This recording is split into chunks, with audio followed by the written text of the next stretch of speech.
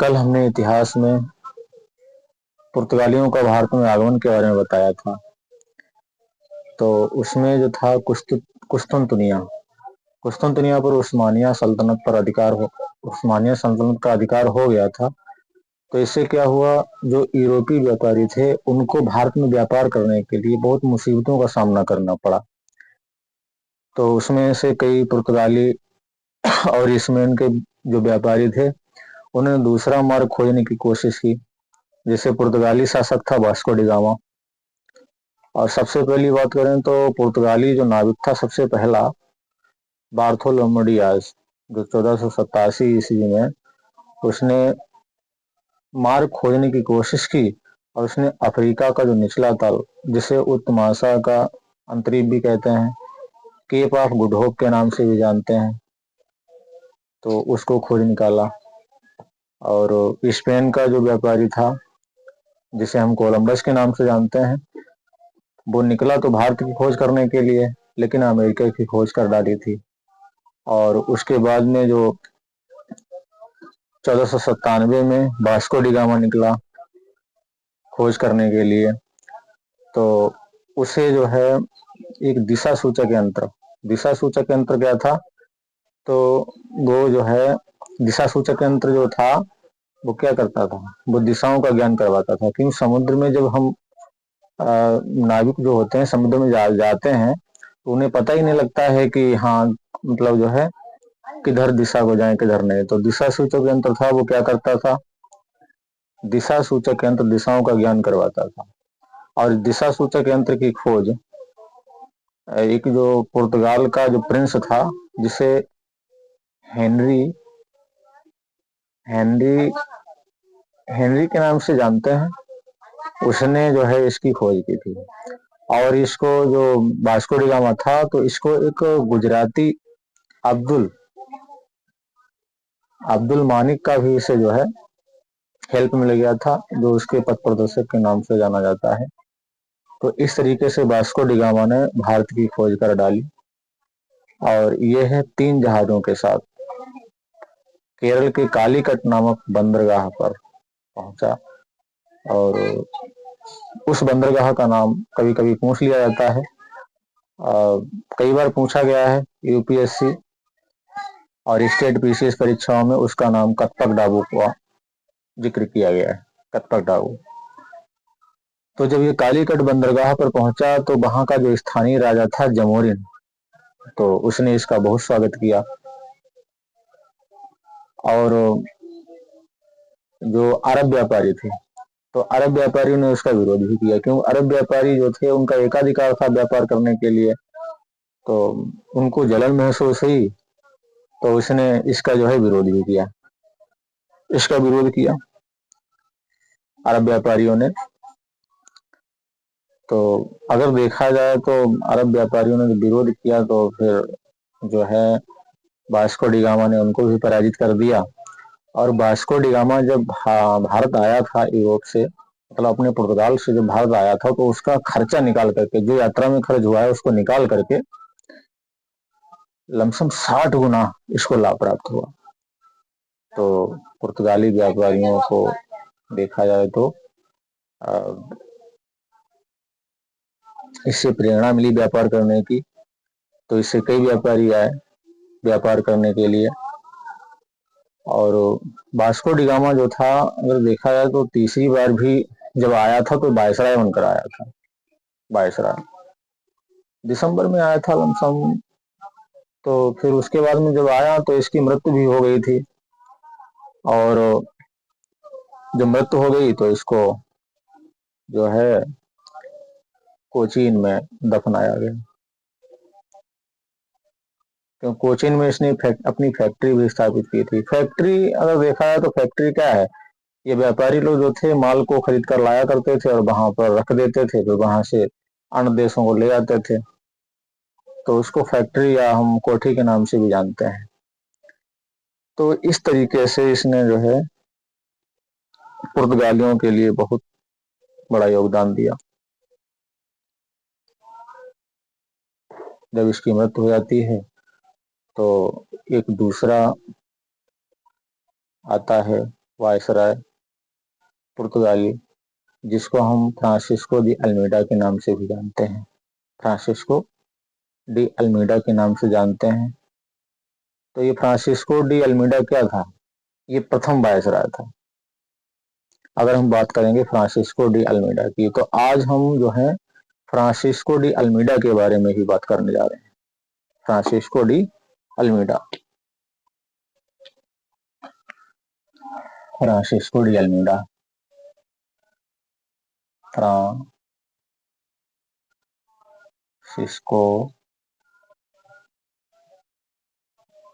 D Almeida. Francisco de Almeida जो है ये 1505 से 1509 ईस्वी तक पुर्तगाली प्रथम वायसराय रहा। प्रथम पुर्तगाली वायसराय। और इसकी कुछ नीतियां भी थी, जाना क्यों जाता है, तो इसकी मुख्य नीतियां क्या थी? इसकी मुख्य नीतियां, इसकी जो मुख्य नीति थी ये थी ब्लू वाटर पॉलिसी। ब्लू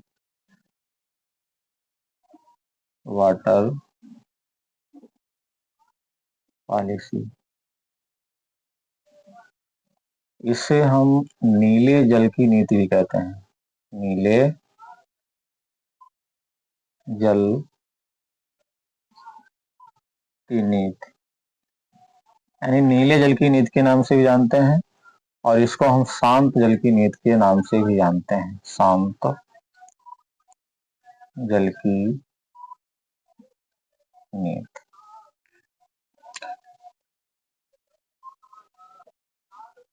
इसके विरुद्ध एक मोर्चा भी तैयार हुआ, तो मुस्लिम मोर्चा, संयुक्त मुस्लिम मोर्चा तैयार हुआ था इसके खिलाफ। तो संयुक्त मुस्लिम मोर्चा,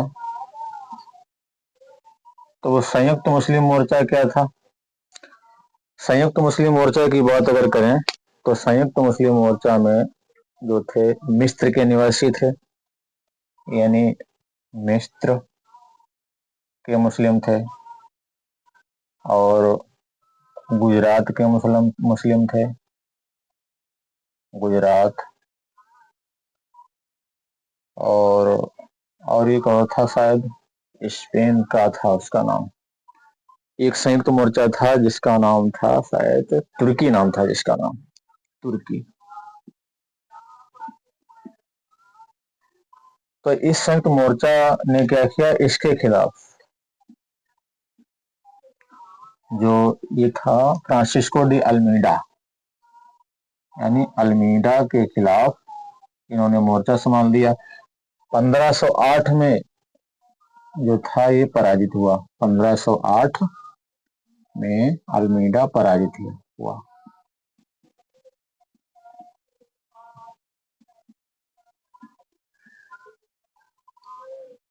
लेकिन इसके बाद क्या हुआ, 1508 ईस्वी में पराजित हुआ, लेकिन उसके बाद क्या हुआ, वीडियो तो नहीं कट रहा है। हाँ, 1509 ईस्वी में, 1509 में क्या हुआ, इस संयुक्त मोर्चा को जो है अल्मीडा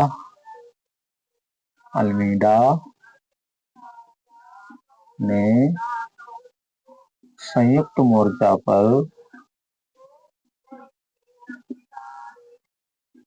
विजय प्राप्त कर ली।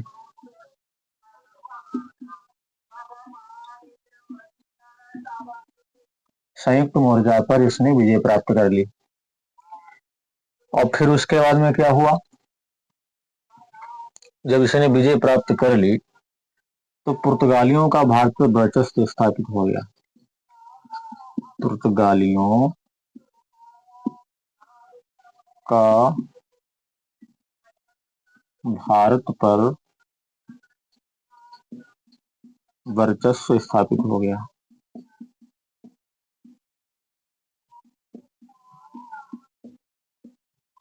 पुर्तगालियों का भारत पर वर्चस्व स्थापित हो गया।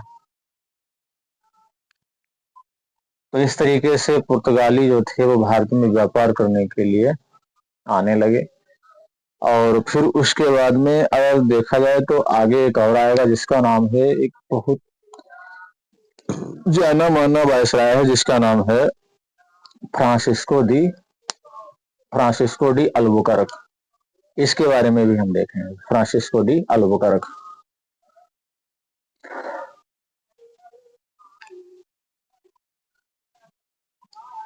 Francisco de Albuquerque.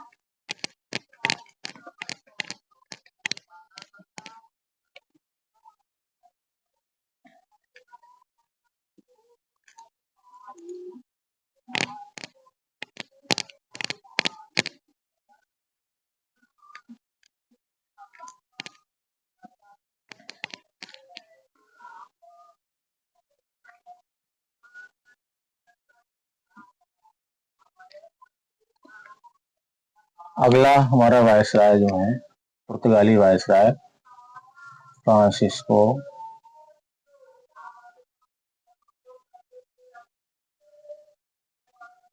De Albuquerque.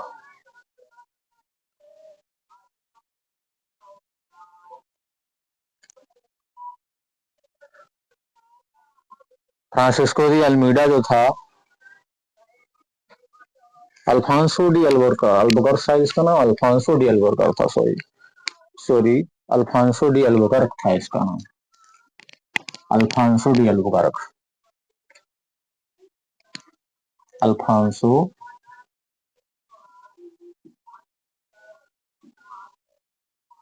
D Albuquerque. वो अभी जो फ्रांसिस्को हमने लिखा है वो फ्रांसिस्को डी अल्मीडा था, वो 1505 से 1509 ईस्वी तक रहा। और इसका शासनकाल जो है ये 1509 से 1515 तक ये रहा। ये जो है 1509 से 1515 तक रहा। तो अगर हम देखें तो इसने क्या किया, सबसे पहले इसने क्या किया, ये क्या क्या करेगा। सबसे पहले तो इसने कोचीन को अपनी राजधानी बनाया।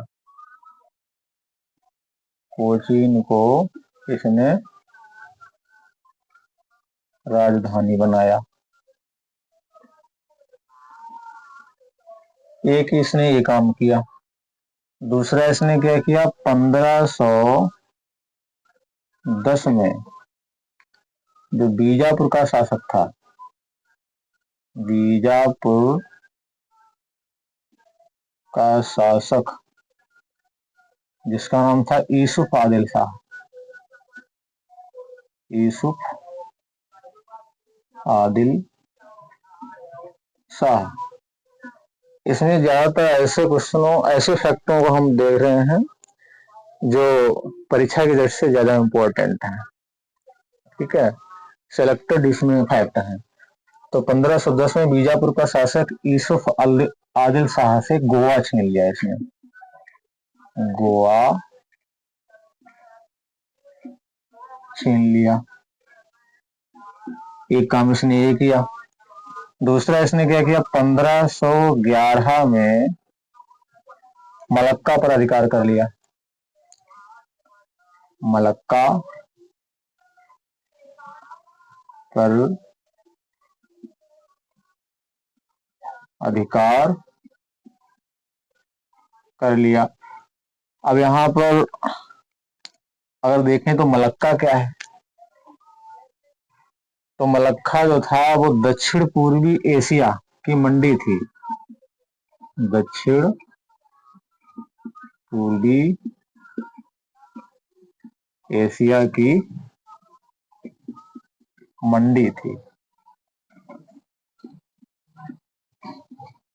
ठीक है। और इसने एक काम और किया 1515 में 1515 में होर्मुज होर्मुज नामक बंदरगाह पर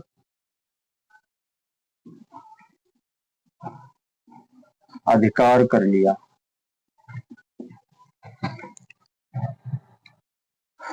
1510 ईस्वी में इसने क्या किया, बीजापुर का जो सुल्तान था जिसका नाम था यूसुफ आदिल शाह, तो उससे गोवा छीन लिया। और 1511 में इसने मलक्का पर अधिकार कर लिया।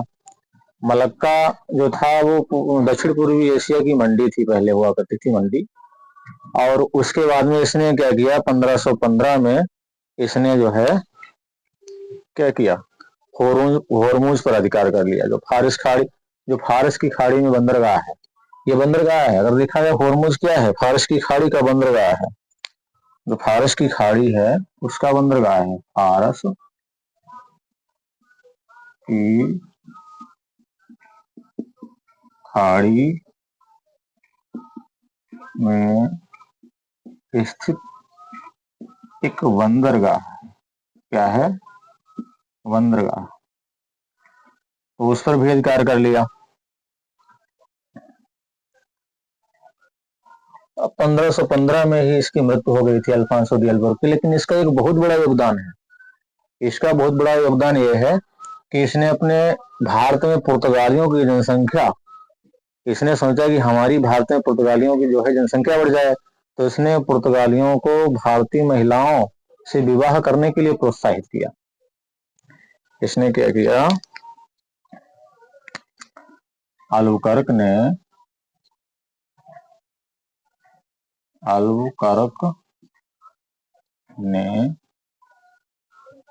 पुर्तगालियों की भारत में जनसंख्या बढ़ाने हेतु पुर्तगालियों को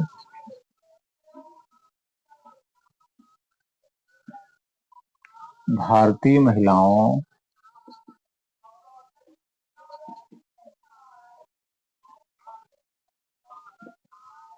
से विवाह करने हेतु प्रोत्साहित किया।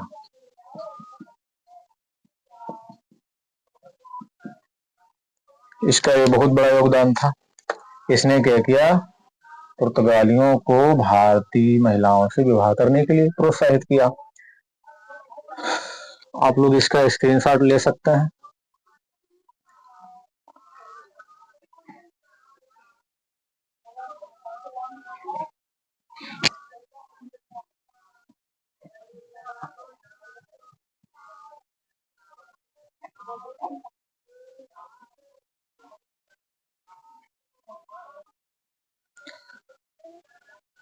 उसके बाद में इसने और भी काम किए, उसको भी देख लेते हैं। जो मुख्य मुख्य पॉइंट हैं उसको भी हम लोग देख लेते हैं।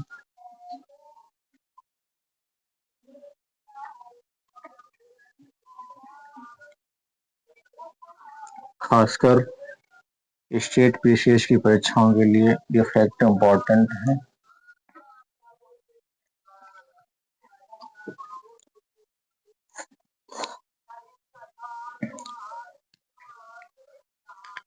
अल्बुकर्क ने, अगला पॉइंट है, अल्बुकर्क ने भारत में सती प्रथा पर प्रतिबंध लगा दिया था। अतः इसे राजा राम मोहन राय का पूर्वगामी भी कहा जाता है। अगर देखा जाए तो राजा राम मोहन राय ने सती प्रथा पर प्रतिबंध लगाया था। इससे पहले पुर्तगाली वायसराय जो अल्फांसो डी अल्बुकर्क था, इसने भी सती प्रथा पर प्रतिबंध लगाया था, इसलिए इसको राजा राम मोहन राय का पूर्वगामी भी कहते हैं। वास्तव में ये जो है पुर्तगालियों का वास्तविक संस्थापक भी इसको कहा जाता है। जो पुर्तगालियों का वास्तविक संस्थापक इसको कहा जाता है। तो ठीक है, अल्बुकर्क को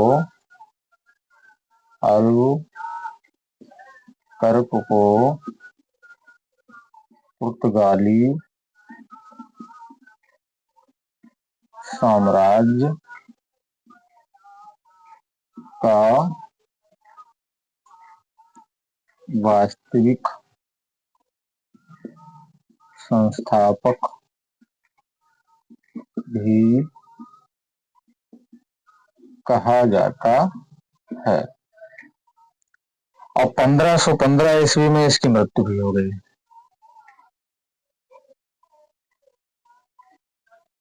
1515 ईस्वी में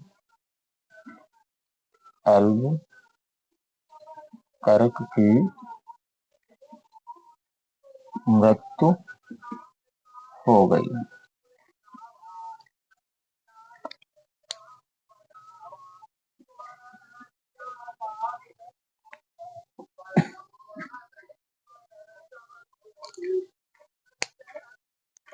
हमें उम्मीद है आप लोगों को ये टॉपिक समझ में आया होगा। इसका आप स्क्रीनशॉट भी ले सकते हैं।